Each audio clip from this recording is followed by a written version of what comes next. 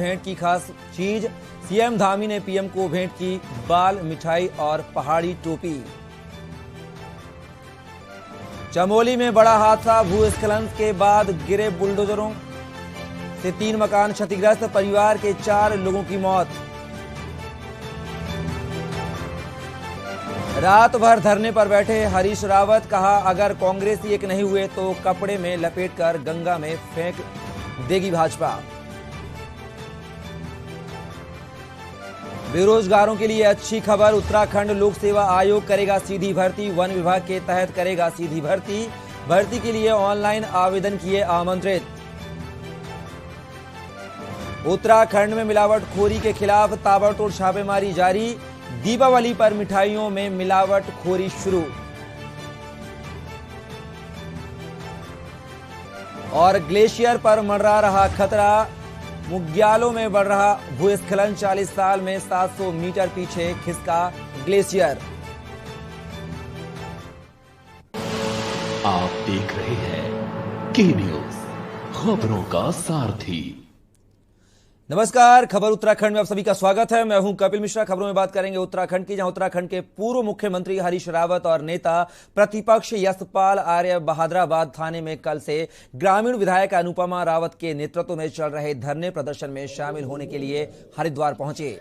इस मौके पर तीनों नेताओं ने कहा कि पंचायत चुनाव में जैसे भाजपा ने लोकतंत्र की हत्या कर कांग्रेस के जीते हुए प्रत्याशियों को हराया है, उन्होंने कहा है कि जो लोग साफ छवि के व्यक्ति हैं, ऐसे लोगों के ऊपर 307 जैसी धाराएं थोप दी गई हैं। साथ ही कहा है कि भाजपा ने देश में ही नहीं बल्कि प्रदेश में अराजकता का माहौल बना दिया है। देश और प्रदेश के हालात बद से बदतर हो चुके हैं।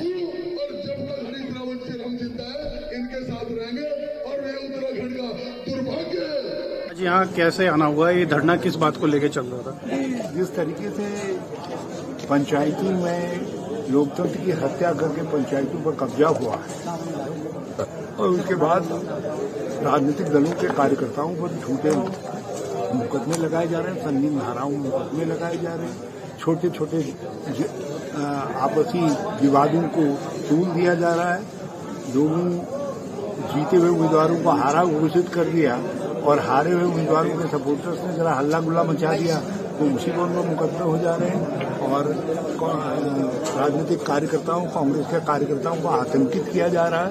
तो उसके खिलाफ हमारा ये रावत जी, यहाँ तो कोई सुनवाई हो नहीं रही क्योंकि पुलिस और प्रशासन पूरा सत्ता के दबाव में है। क्या कोर्ट जाएंगे?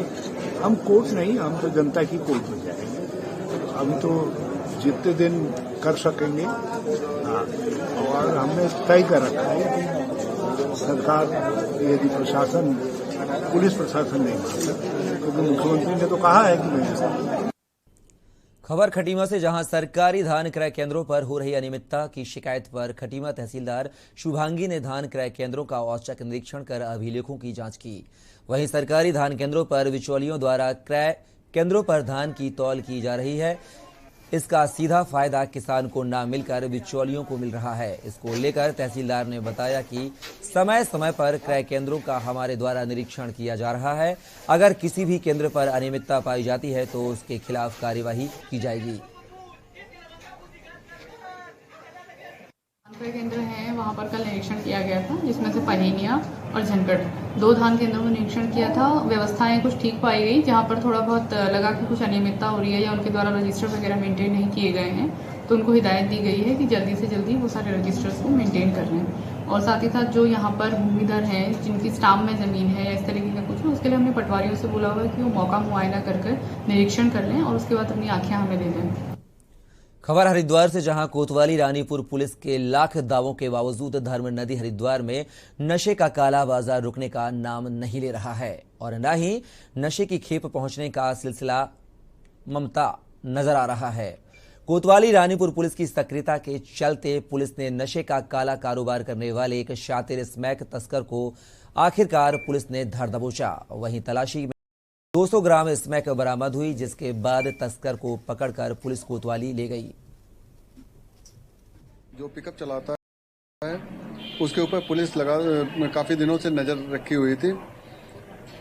कल रात्रि में इसके द्वारा बरेली से स्मैक लेके आ रहा था तो रेगुलेटर पुल के पास इसको गिरफ्तार किया गया और जब चेकिंग की गई तो इसके पास से 208 ग्राम स्मैक बरामद हुई। पूछताछ की गई, हमारी टीम पूछताछ की, एसओजी और रानीपुर की भी टीम, मैंने खुद इससे पूछताछ की। ये कहाँ से लेके आ रहा था, किन किन को इसको सप्लाई देनी थी और इसकी पूरी चेन को इससे जानकारी ली गई है और अब हमारी टीम उन पे कार्य कर रही है। उनको भी जल्द ही हम लोग गिरफ्तार करेंगे। खबर मंगलौर से है, जहां आगामी दीपावली त्योहार को शांतिपूर्वक सकुशल संपन्न कराए जाने के लिए कोतवाली पुलिस ने क्षेत्र के समस्त सीएलजी मेंबर तथा डिजिटल वॉलंटियर की कोतवाली मंगलौर परिसर में गोष्ठी आयोजित की, जिसमें दीपावली त्योहार को शांतिपूर्वक तरीके से संपन्न कराए जाने को लेकर अपील की गई। गोष्ठी में कोतवाली प्रभारी राजीव रौथाण ने बताया कि दीपावली त्योहार को लेकर प्रशासन पूरी तरह सतर्क है। अतिरिक्त पुलिस बल का भी गश्त बढ़ा दिया गया है। लेन देन पर भी सतर्कता बरतनी जरूरी है। हाल ही के दिनों में मंगलौर में व्यापारी से बदमाशों ने लूट की घटना को अंजाम दिया था, इसलिए धनतेरस त्योहार पर सतर्कता जरूर बरतें।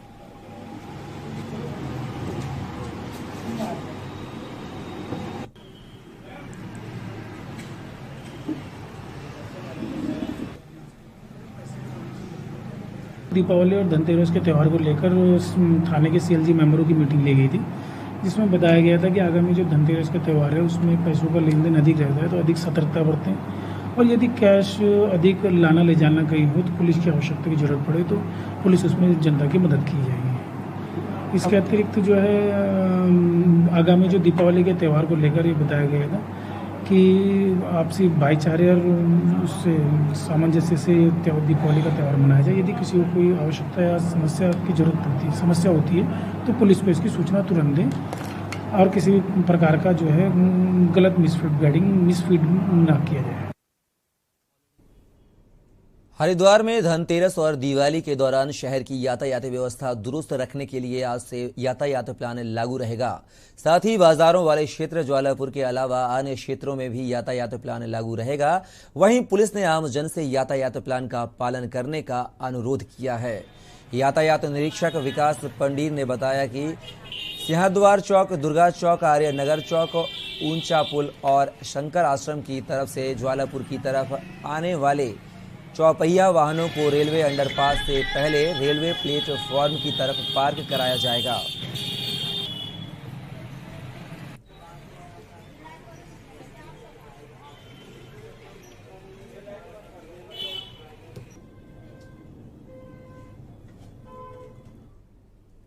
पौड़ी तहसील क्षेत्र के अंतर्गत एक राजस्व क्षेत्र से नाबालिग के साथ छेड़छाड़ का मामला सामने आया था, जिसमें नाबालिग की मां की तहरीर पर एक व्यक्ति के खिलाफ पॉस्को छेड़छाड़ व SC/ST एक्ट की धाराओं में संबंधित क्षेत्र के पटवारी द्वारा मुकदमा दर्ज किया गया था। क्षेत्र के राजस्व उप निरीक्षक दीपक बेलवाल के अनुसार आरोपी एक दुकान संचालक बताया जा रहा है, जहां बालिका दुकान में कुछ सामान लेने गई थी। इसी दौरान आरोपी ने छेड़छाड़ की घटना को अंजाम दिया।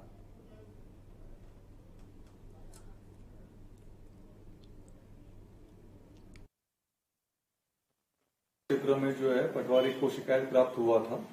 वो शिकायत के आधार पर जो है तत्काल मुकदमा दर्ज किया गया है। पॉक्सो अधिनियम के अंतर्गत मामला दर्ज किया गया है और छेड़खानी का भी मामला बन रहा है। उसको देखते हुए और क्योंकि महिला जो है वो अनुसूचित जाति वर्ग से संबंधित है, उसको देखते हुए SC/ST एक्ट में भी जो है उसमें धाराएं जोड़ी गई हैं। विवेचना को जो है नियमित पुलिस को ट्रांसफर किया जा रहा है और वरिष्ठ अधिकारी के माध्यम से उसकी जांच की जाएगी ताकि नियमानुसार प्रकरण का कार्रवाई शीघ्रता से पूर्ण हो। वर्तमान में विवेचना जारी है, शीघ्रता से कार्रवाई संपन्न की जाए। प्रधानमंत्री नरेंद्र मोदी शुक्रवार को उत्तराखंड दौरे पर रहे। इस दौरान केदारनाथ धाम और बद्री विशाल के दर्शन के बाद पीएम भारतीय सीमा पर बसे आखिरी गांव माड़ा गांव गए। यहां पीएम ने एक सभा को संबोधित किया। पीएम ने कहा, आज बाबा केदार और बद्री विशाल जी के दर्शन करके मन प्रसन्न हो गया है, जीवन धन्य हो गया है। माड़ा गांव भारत के अंतिम गांव के रूप में जाना जाता है, लेकिन मेरे लिए सीमा पर बसा हर गांव देश का पहला गांव है। पीएम ने कहा, 21वीं सदी के विकसित भारत के निर्माण के दो प्रमुख स्तंभ हैं। पहला अपनी विरासत पर गर्व, दूसरा विकास के लिए हर संभव प्रयास। पीएम मोदी ने पहाड़ में लोगों की कनेक्टिविटी के मुद्दे पर अपनी बात रखी। क्या कुछ कहा प्रधानमंत्री मोदी ने, आइए सुनते हैं। प्रहरी गांव को याद कर रहा हूं, ऐसा नहीं है। आज से 25 साल पहले जब मैं उत्तराखंड में भारतीय जनता पार्टी के एक कार्यकर्ता के रूप में काम करता था, न कोई मुझे ज्यादा जानता था, न मेरा उस प्रकार का कोई पब्लिक लाइफ था। मैं संगठन के लोगों के बीच में ही अपना जीवन गुजारता था, काम करता था। और उस समय माणा में मैंने उत्तराखंड भाजपा की कार्य समिति की मीटिंग बुलाई थी। तो मेरे उत्तराखंड के सारे कार्यकर्ता मेरे से बहुत उस समय नाराज थे, प्रश्न पूछते रहे, साहब इतना दूर कितनी मेहनत से जाना पड़ेगा, कितना समय जाएगा। मैंने कहा भाई, जिस दिन उत्तराखंड बीजेपी के दिल में माणा का महत्व पक्का हो जाएगा ना, माणा गांव की मिट्टी की ताकत है। ये माणा गांव के मेरे भाइयों बहनों का आदेश है, आशीर्वाद है कि आज लगातार आपके आशीर्वाद बने रहते हैं। पहाड़ के लोगों की सबसे बड़ी चुनौती रहती है कनेक्टिविटी। कनेक्टिविटी ना हो तो पहाड़ पर जीवन वाकई पहाड़ जैसा हो जाता है। हमारी डबल इंजन की सरकार इस चुनौती का भी समाधान कर रही है।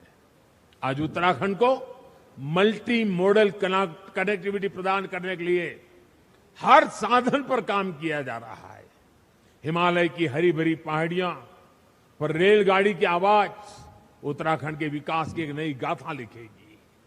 देहरादून एयरपोर्ट भी अब नए अवतार में सेवा दे रहा है।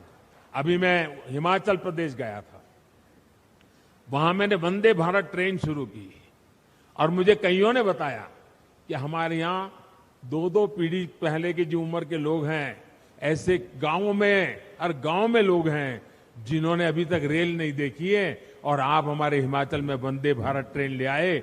वंदे भारत ट्रेन तो अभी तो एक स्टेशन पहुंची है, लेकिन पूरे हिमाचल और पहाड़ के लोगों के लिए बहुत बड़ा तोहफा है। वो दिन मैं उत्तराखंड में भी देखना चाहता हूं भाई। आज चाहे हिमाचल से उत्तराखंड आना जाना हो या फिर दिल्ली और यूपी से उत्तराखंड आना जाना, 4 लेन हाईवे और एक्सप्रेसवे जल्दी आपका स्वागत करने वाले हैं। 4 धाम ऑल वेदर रोड उत्तराखंड के लोगों के साथ साथ पर्यटकों और श्रद्धालुओं को एक नया एहसास दे रहे हैं।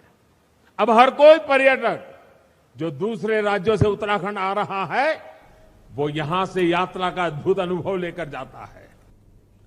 उत्तराखंड हाईकोर्ट ने मृतक आश्रित नौकरी में बेटी को अधिकारों के मामले में दायर जनहित याचिका पर सुनवाई करते हुए हाई कोर्ट ने उन बेटियों को बड़ी राहत दी है जिनको नौकरी नहीं मिल सकी।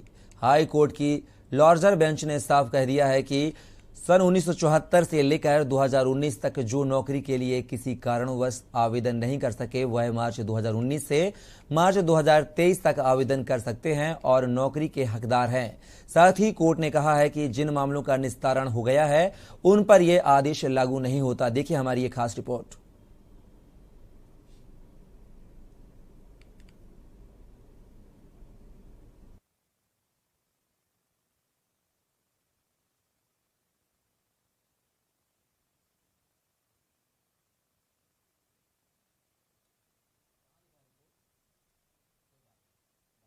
हाँ बिल्कुल, ये लैंडमार्क जजमेंट है, क्योंकि जो लोग ये सोच रहे थे कि हमारा 5 साल जो स्टैट्यूट में जो 5 साल टाइम लिमिट है वो हम नहीं कर पाएंगे, अब वो 2019 से 5 साल तक वो याचिका डाल सकते हैं। तो ये जो 3 जज बेंच का जो डिसीजन आया उसमें ये आया कि जो ये रूल्स हैं 1974 के और 2019 का जो जजमेंट है, तो ये उन सारे केसेस में लागू होगा जो केसेस अनडिसाइडेड हैं। तो ये 1974 से 2019 तक सारे केसेस में रेट्रोस्पेक्टिवली अप्लाई होगा, क्योंकि इसकी टाइम लिमिट 5 साल है। जिन लोग 1974 से 2019 तक नहीं आ पाए, उन लोग 2019 से 5 साल तक का वो आ सकते हैं, अपनी याचिका डाल सकते हैं और इसका लाभ उठा सकते हैं। फिलहाल रुकेंगे एक ब्रेक के लिए। आप देख रहे हैं के न्यूज, खबरों का सारथी।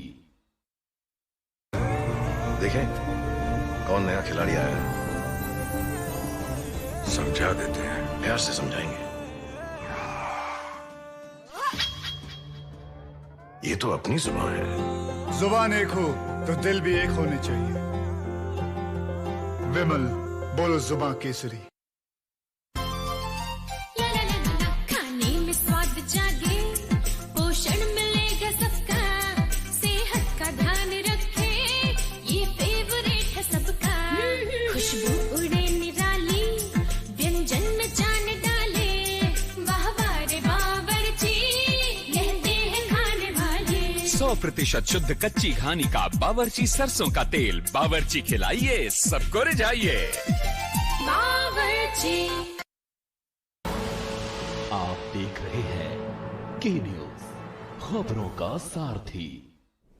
ब्रेक के बाद पुनः आपका स्वागत है। खबर डोईवाला से, जहां कैबिनेट मंत्री सुबोध उनियाल रानी पोखरी के दिल्ली पब्लिक स्कूल के वार्षिक समारोह में पहुंचे। साथ ही मीडिया से बात करते हुए कैबिनेट मंत्री सुबोध उनियाल ने कहा कि पीएम मोदी का देवभूमि से लगाव जगजाहिर है। विश्व प्रसिद्ध धाम केदारनाथ और बद्रीनाथ के विकास को पीएम ने बहुत तेजी से आगे बढ़ाते हुए विकास के नए आयाम स्थापित किए हैं। आज भी केदारनाथ और बद्रीनाथ में तमाम योजनाओं को प्रधानमंत्री ने पंख दिए हैं, जिससे हमारे धाम में लगातार सुविधाएं बढ़ रहे हैं, जिससे देश विदेश के तीर्थयात्रियों की संख्या में लगातार इजाफा भी हो रहा है।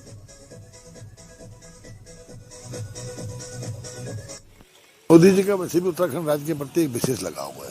संभवतः आज़ादी के इतिहास में इतना कोई प्रधानमंत्री इतने फ्रीक्वेंटली उत्तराखंड नहीं आए जितने मोदी जी आते हैं, और अपने 8 वर्ष के कार्यकाल में 10 बार वो उत्तराखंड आ चुके हैं। तो और दूसरी बात, जब भी वो आते हैं तो उत्तराखंड के लोगों में उनके आने से बड़ा उत्साह रहता है कि हर किसी व्यक्ति को लगता है कि जब मोदी जी आए हैं तो कुछ ना कुछ उत्तराखंड को मिलेगा। तो आज जिस तरह से मोदी जी यहाँ पे आए और 2 दिन का प्रवास है, आज रात्रि विश्राम उनका माना में है।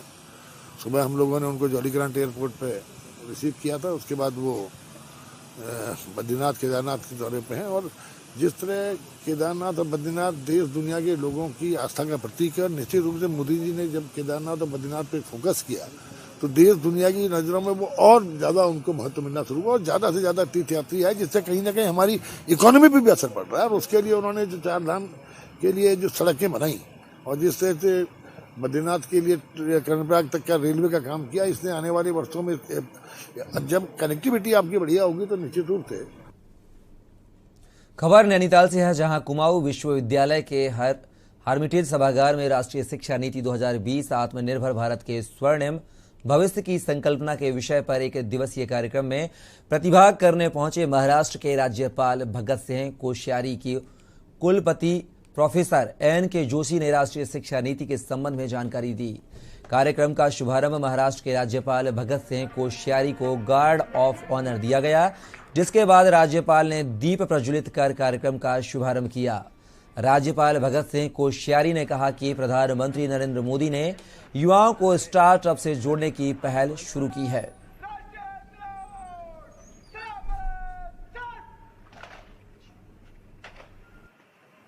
कुमाऊं का महाराष्ट्र के साथ क्या सहयोग हो सकता है, क्या परस्पर एक्सचेंज हो सकता है, इसके लिए मैं यहाँ पर आया हूँ। और मैं बहुत सारी चीज़ें जो वहाँ हो रही, अभी मैंने कुछ चीज़ें यहाँ के अपने भाषण में बोली हैं, बहुत सारी चीज़ें ऐसी जो मैं आपस में बातचीत होकर तुम करेंगे, क्योंकि ये विश्वविद्यालय एक अच्छा विश्वविद्यालय रहा है और ये आगे इसका नाम ऊंचा हो, मेरी इच्छा थी। इसलिए मैंने अध्यापकों को बीच में आकर के और प्रधानमंत्री जी की जो नेशनल एजुकेशन पॉलिसी 2020 है, उसका आधार ही है कि हम देश को आत्मनिर्भर बनाएं, और उस आत्मनिर्भर बनाने के लिए सबसे मूल चीज होती है हमारे संस्कार, वो ठीक हो। खबर रुड़की से, जहां आगामी दीपावली त्योहार के मद्देनजर नवनियुक्त ज्वाइंट मजिस्ट्रेट अभिनव शाह ने रुड़की शहर के व्यापारियों और पुलिस प्रशासन के साथ बैठक कर आवश्यक दिशा निर्देश दिए। आपको बता दें, रुड़की में नवनियुक्त ज्वाइंट मजिस्ट्रेट अभिनव शाह ने तहसील परिसर में कार्यभार संभाला, जिसके बाद एसडीएम ने शहर के व्यापारी नेताओं के साथ दीपावली पर्व को लेकर बैठक का आयोजन किया। वहीं बैठक में शहर में अतिक्रमण और पटाखों की दुकानों को लेकर चर्चा हुई और एसडीएम ने व्यापारियों से सुझाव भी लिए। आपसे विचार विमर्श करने के लिए बैठक बुलाई गई है। व्यापारियों के साथ और पुलिस प्रशासन के साथ और फायर के अधिकारियों के साथ बैठक करी है कि जो पटाखों की दुकानें हैं वो चिन्हित जो स्थल है वहीं पे लगाई जाएंगी और जो भी उसके मानक है, जो भी डिस्टेंस मेंटेन करना है वो करा जाएगा। इसके अलावा मार्केट में जो भी भीड़ भाड़ एरिया है वहाँ पे जो भी पुलिस के हिसाब से बैरिकेडिंग की जाएगी और गाड़ियों का आवागमन व्यवस्थित किया जाएगा। तो ये हमने सभी निर्देश दिए और व्यापारियों को बताएंगे। उत्तराखंड के सरकारी विभागों में नौकरियों के लिए स्थानीय महिलाओं को 30% आरक्षण बरकरार रखने के संबंध में धामी कैबिनेट की ओर से बड़ा फैसला लिया गया था। कैबिनेट ने मुख्यमंत्री पुष्कर सिंह धामी को महिलाओं को आरक्षण देने के संबंध में अध्यादेश लाने के लिए अधिकृत किया है। हाई कोर्ट ने राज्य की महिलाओं को 30% आरक्षण देने के सरकार के एक आदेश पर रोक लगा दी थी, जिसके मद्देनजर अध्यादेश लाया जा रहा है। राज्य सरकार ने बीते मंगलवार को उत्तराखंड उच्च न्यायालय में दाखिल हलफनामे में राज्य की मूल निवासी महिलाओं को आरक्षण दिए जाने को उचित ठहराया था और कहा था कि राज्य का 85% भौगोलिक क्षेत्र पर्वतीय है, जहां नौकरी के अवसरों की कमी है। पुरुषों की मैदानी इलाकों में या राज्य के बाहर काम करने के लिए जाना पड़ता है और महिलाओं को परिवार चलाने के लिए रुकना पड़ता है। बता दें कि सरकारी नौकरियों में उत्तराखंड की महिलाओं को 18 जुलाई 2001 से आरक्षण मिलना शुरू हुआ था। उस समय सिर्फ 20% आरक्षण दिया गया था, लेकिन बाद में साल 2006 में इसमें बढ़ोतरी करते हुए 30% कर दिया गया था। हालांकि विवाद तब शुरू हुआ जब पिछले साल लोक सेवा आयोग की उत्तराखंड सम्मिलित प्रवर सेवा परीक्षा के बाद रिजल्ट घोषित हुआ। हरियाणा की एक महिला अभ्यर्थी के इसके खिलाफ हाईकोर्ट चली गई थी। अभ्यर्थी का कहना था कि उसके नंबर उत्तराखंड के स्थानीय अभ्यर्थी से ज्यादा थे, फिर भी उसे बाहर कर दिया गया। इसके बाद हाईकोर्ट ने सुनवाई के बाद 24 अगस्त को स्थानीय महिलाओं को मिल रहे आरक्षण पर ही रोक लगा दी थी। उत्तराखंड की धामी सरकार स्थानीय महिलाओं को सरकारी नौकरियों में मिल रहे आरक्षण को बरकरार रखने के लिए अध्यादेश लाने पर सहमत हो गई है। कैबिनेट बैठक में मुख्यमंत्री धामी को इसके लिए अधिकृत करने के प्रस्ताव को पारित किया गया है। क्षैतिज आरक्षण को लेकर हम लोगों ने पहले से ही जो है हमारा रुख बिल्कुल स्पष्ट है कि हमारे उत्तराखंड की मातृशक्ति के साथ किसी प्रकार का भी जो है कोई भी उनके साथ कोई गलत काम नहीं होना चाहिए, किसी प्रकार से उनके साथ ज्यादती नहीं होनी चाहिए। इसलिए हमने सुप्रीम कोर्ट जाने का निर्णय लिया था। सुप्रीम कोर्ट में हम जा रहे हैं और इसके साथ साथ अध्यादेश लाने की भी तैयारी की। वहीं कांग्रेस ने इस मामले में सरकार पर निशाना साधा है। कांग्रेस प्रदेश उपाध्यक्ष मथुरा दत्त जोशी का कहना है कि राज्य सरकार ने हाईकोर्ट में सही से पैरवी नहीं की, जिससे हाईकोर्ट ने स्थानीय महिलाओं को मिल रहे आरक्षण पर रोक लगा दी। उन्होंने राज्य सरकार से मांग की है कि सुप्रीम कोर्ट में महिलाओं के आरक्षण में ठोस पैरवी करे, साथ ही अध्यादेश लाकर राज्य की महिलाओं को आरक्षण देने का काम करे। महिलाओं को आरक्षण नौकरियों में आरक्षण देने में सरकार असफल रही है। सरकार की पैरवी गलत रही है हाईकोर्ट में। सरकार को चाहिए था कि उनके वकील ढंग से पैरवी करते। आप 30% आधी आबादी को आरक्षण देने की बात कर रहे हैं, आधी आबादी का सम्मान करने की बात कर रहे हैं, लेकिन आपने सम्मान करने के बजाय असम्मान करने का काम उनका किया, उनको अपमानित करने का काम आपने किया। आपके वकील, आपके जो अधिवक्ता हैं, वो माननीय उच्च न्यायालय में पैरवी करने में विफल रहे हैं। सरकार के अधिकारी विफल रहे हैं। सरकार को चाहिए था कि भाई कोर्ट में अपनी पैरवी ठीक करते और तब जाके उनको आरक्षण मिल जाता। जिस तरीके से राजीव जी ने पंचायतों में आरक्षण देने की बात कही थी, अध्यादेश लाके कानून बना के किया था। उत्तराखंड की धामी सरकार स्थानीय महिलाओं को सरकारी नौकरियों में मिल रहे आरक्षण को बरकरार रखने के लिए अध्यादेश लाने पर कितनी गंभीर है, यह तो आने वाला समय बताएगा। Bureau report, Uttarakhand. फिलहाल खबर उत्तराखंड में बस इतना ही। आप बने रहिए के न्यूज के साथ।